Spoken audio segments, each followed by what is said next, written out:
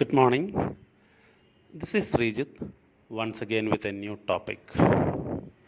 Today I am going to discuss the most important types of questions in listening, which has always been a nightmare for many students. ഞാൻ പറഞ്ഞു വരുന്നത് MCQ type ക്വസ്റ്റ്യനെ കുറിച്ചാണ്.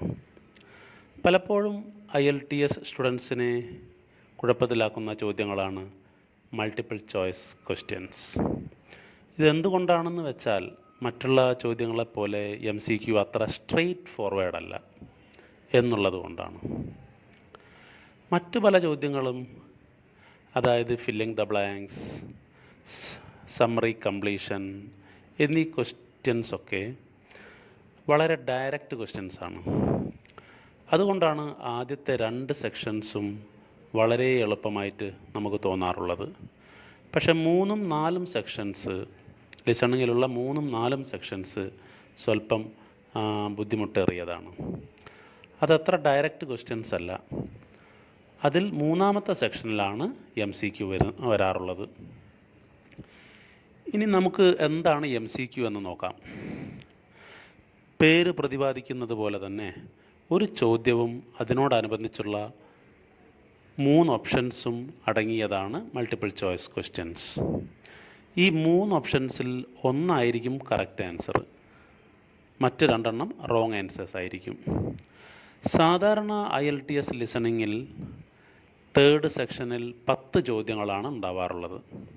ഇതിൽ 5 മുതൽ 7 വരെ MCQ questions ആവാറുണ്ട്. Audio play ചെയ്യുന്നതിൻ്റെ മുമ്പേ questions വായിക്കാൻ കുറച്ച് സമയം അവർ തരാറുണ്ട്. ഈ സമയത്തിനുള്ളിൽ മുഴുവൻ ക്വസ്റ്റ്യൻസും അതിൻ്റെ ഓപ്ഷൻസും വായിച്ചിരിക്കുക എന്നത് വളരെ പ്രധാനപ്പെട്ടതാണ്. വായിച്ചാൽ മാത്രം പോരാ, അതിൻ്റെ അർത്ഥം മനസ്സിലാക്കി വേണം വായിക്കാൻ. നിശ്ചിത സമയം കഴിഞ്ഞാൽ ഓഡിയോ സ്റ്റാർട്ടാവും. ഇവിടെ ഈ ഓഡിയോവിൽ എല്ലാ ആൻസർ ഓപ്ഷനെക്കുറിച്ചും അവർ പറയുന്നുണ്ടാവും. എല്ലാം ടച്ച് ചെയ്തിട്ടാണ് പോകുക. അതായത് എല്ലാ ചോയ്സിനെക്കുറിച്ചും അവർ പ്രതിപാദിക്കും. അതുകൊണ്ടാണ് MCQ ഇത്രയധികം കൺഫ്യൂസീവ് ആവുന്നത്. ഇതിലൊന്ന് മാത്രമായിരിക്കും കറക്റ്റ് ആൻസർ. ഈ 3 ഓപ്ഷനിൽ ഒന്ന് മാത്രമായിരിക്കും കറക്റ്റ് ആൻസർ, ബാക്കി 2 റോങ് ആൻസേഴ്സ് ആയിരിക്കും. ഇനി MCQ ക്വസ്റ്റ്യനിൽ നിന്ന് എങ്ങനെയാണ് ഈ 3 ഓപ്ഷനിലുള്ള കറക്റ്റ് ആൻസർ കിട്ടാൻ നമുക്ക് എന്താണ് ചെയ്യാൻ പറ്റുക എന്ന് നോക്കാം. MCQ ടൈപ്പ് ക്വസ്റ്റ്യനിൽ സാധാരണ 3 ഓപ്ഷൻസ് ആണുള്ളതെന്ന് ഞാൻ പറഞ്ഞല്ലോ. ഈ 3 ഓപ്ഷൻസിനെയും വളരെ വിശദമായി മനസ്സിലാക്കുകയാണ് നമ്മളിപ്പോൾ ഈ ക്ലാസ്സിൽ ചെയ്തുകൊണ്ടിരിക്കുന്നത്. അതിനുവേണ്ടി ഇവിടെ അവലംബിച്ചിരിക്കുന്ന ഒരു മെത്തേഡാണ്, ഒരു ടെക്നിക്കാണ് TFNG മെത്തേഡ് എന്ന് പറയും. TFNG technique. TFNG എന്ന് പറഞ്ഞാൽ ട്രൂ ഫോൾസ് നോട്ട് ഗിവൻ. നിങ്ങളൊരു പക്ഷേ IELTS റീഡിംഗ് മൊഡ്യൂളിൽ ട്രൂ ഫോൾസ് നോട്ട് ഗിവൻ എന്ന ഒരു ടൈപ്പ് ചോദ്യം ചെയ്തിട്ടുണ്ടാവും. അതിൻ്റെ ബേസിൽ രൂപകൽപ്പന ചെയ്ത ഒരു ടെക്നിക്കാണ് TFNG എന്ന് പറയുന്നത്. ഇത് എക്സ്ക്ലൂസീവ്ലി MCQ ക്വസ്റ്റ്യൻ ടൈപ്പിൽ ആൻസർ വളരെ വേഗത്തിൽ കിട്ടാൻ വേണ്ടിയിട്ടുള്ളൊരു മെത്തേഡാണ്.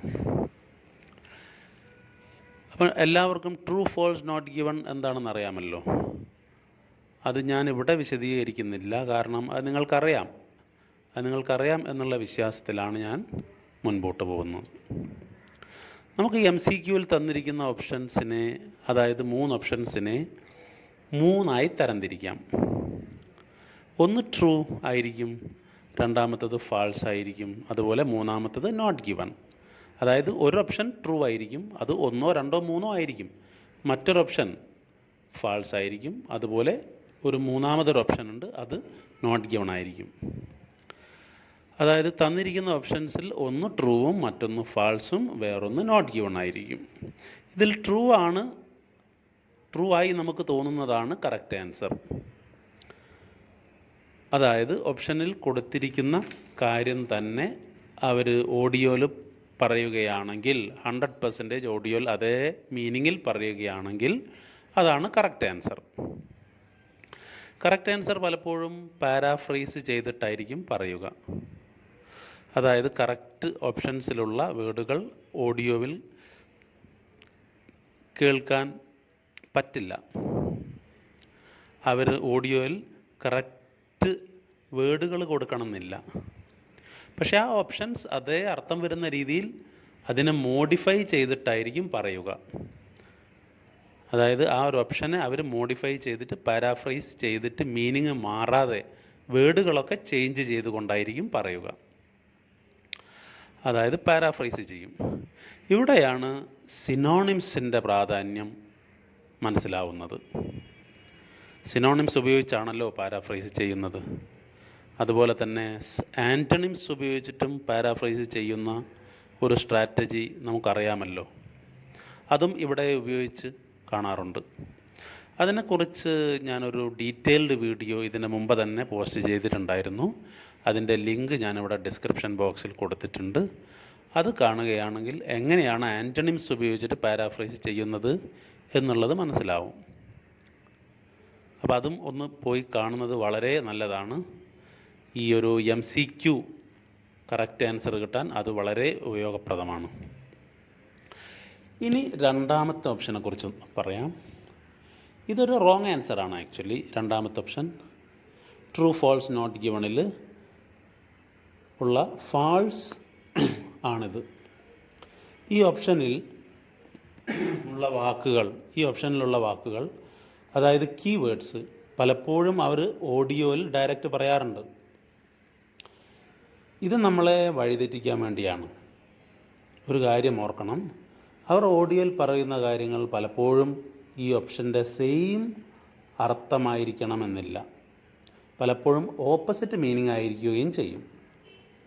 അതിനുവേണ്ടി ഈ കീവേഡ്സിൻ്റെ കൂടെ അവർ hardly, little, seldom, barely, scarcely, rarely, marginally ഇങ്ങനെയുള്ള കുറച്ച് വൊക്കാബുലറീസൊക്കെ അതിൻ്റെ കൂടെ ഉപയോഗിക്കാറുണ്ട്.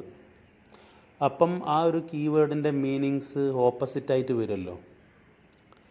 അതായത് ഈ ഓപ്ഷൻ അപ്പോൾ ഫാൾസായി മാറുന്നു. അതുകൊണ്ട് തന്നെ ഇത് റോങ് ആൻസറാണ്. ഇനി മൂന്നാമത്തെ ഓപ്ഷനെ കുറിച്ച് നോക്കാം. ഇതും ആക്ച്വലി ഒരു റോങ് ആൻസറാണ്. ട്രൂ ഫോൾസ് നോട്ട് ഗിവണിലുള്ള നോട്ട് ഗിവൺ ആണിത്. ഇവിടെ തേർഡ് ഓപ്ഷനിൽ തന്നിരിക്കുന്ന പല വേർഡുകളും അതായത് കീവേഡുകളും നമുക്ക് ഓഡിയോയിൽ കേൾക്കാൻ പറ്റും. പക്ഷേ മൊത്തത്തിലുള്ള അർത്ഥം നോക്കുമ്പോൾ ഓഡിയോയ്ക്ക് തേർഡ് ഓപ്ഷനുമായി വലിയ ബന്ധമൊന്നുമില്ല എന്ന് മനസ്സിലാവും. അതായത് റിലേറ്റഡ് അല്ലാത്ത ചില കാര്യങ്ങളായിരിക്കും അതിൽ പറഞ്ഞിരിക്കുക. ഓപ്ഷനുമായിട്ട് റിലേറ്റഡ് അല്ലാത്ത കാര്യങ്ങളായിരിക്കും പറയുക. അതുകൊണ്ടാണിത് നോട്ട് ഗിവൺ ആണെന്ന് പറയുന്നത്. അപ്പോൾ ഇപ്പം മനസ്സിലായല്ലോ എങ്ങനെയാണ് true false not given technique നമ്മൾ ലിസണിങ് MCQയിൽ ഉപയോഗിക്കുന്നത് എന്ന്. ഈ ഒരു ടെക്നിക്ക് ഉപയോഗിച്ച് പ്രാക്ടീസ് ചെയ്ത് നോക്കിക്കൊള്ളൂ. ഒരു MCQ ക്വസ്റ്റ്യൻ കിട്ടുമ്പോൾ അവർ ഓഡിയോ പ്ലേ ചെയ്യുമ്പോൾ ഇത് ട്രൂ ആണോ അല്ല ഫാൾസ് ആണോ അതോ നോട്ട് ഗിവൺ ആണോ അതായിരിക്കണം നമ്മുടെ മനസ്സിൽ വരേണ്ടത്, നമ്മുടെ ചിന്തയിൽ വരേണ്ടത്. അപ്പോൾ ഈ ഒരു ടെക്നിക്കിലൂടെ നമുക്ക് MCQവിനെ വരുതിയിലാക്കാം.